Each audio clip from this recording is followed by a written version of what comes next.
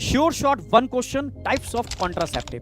Number 1 temporary, number 2 permanent. Permanent जहां reversibility बहुत poor है। तो पहले बात करते हैं टेम्परेरी। नंबर 1 इसमें याद रखना है आपको, नेचुरल मेथड। इसके 3 एग्जांपल, पीरियोडिक अबस्टिनेंस या रिदम मेथड भी बोल सकते हो उसको। नंबर 2 विड्रॉल मेथड और नंबर 3 लैक्टेशनल एमेनोरिया। इसके बाद हम बात करेंगे तो केमिकल मेथड। केमिकल मेथड के अंदर ध्यान रखना है आपको, ये स्पर्मिसाइडल केमिकल्स होते हैं जो जेल टैबलेट फॉर्म की फॉर्म में हो सकते हैं। Number 3 barrier method.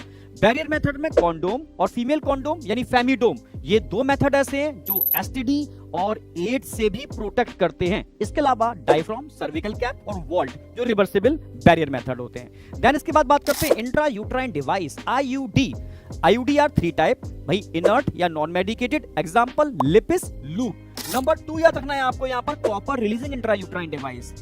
Example copper T. और अगला याद रखना है hormone releasing intra uterine device, यानी एग्जांपल 2 ही हैं, एक तो प्रोजेस्टेरोन 60 और एलएनजी 20। देन इसके बाद हम आते हैं ओरल कॉन्ट्रासेप्टिव पिल्स।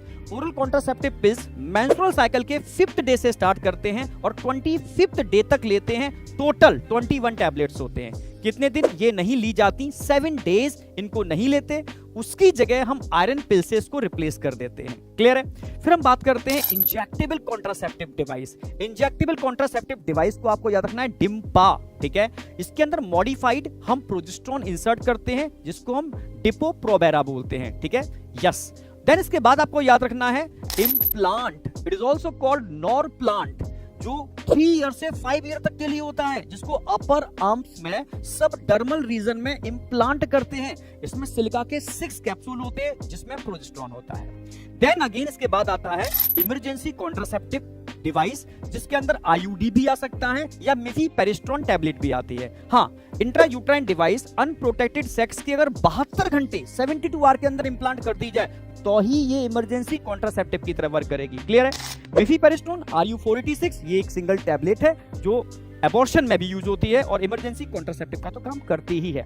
देन इसके बाद बात आती है permanent method. Permanent method male के अंदर होते हैं वासेक्टोमी और फीमेल में होती है ट्यूबेक्टोमी।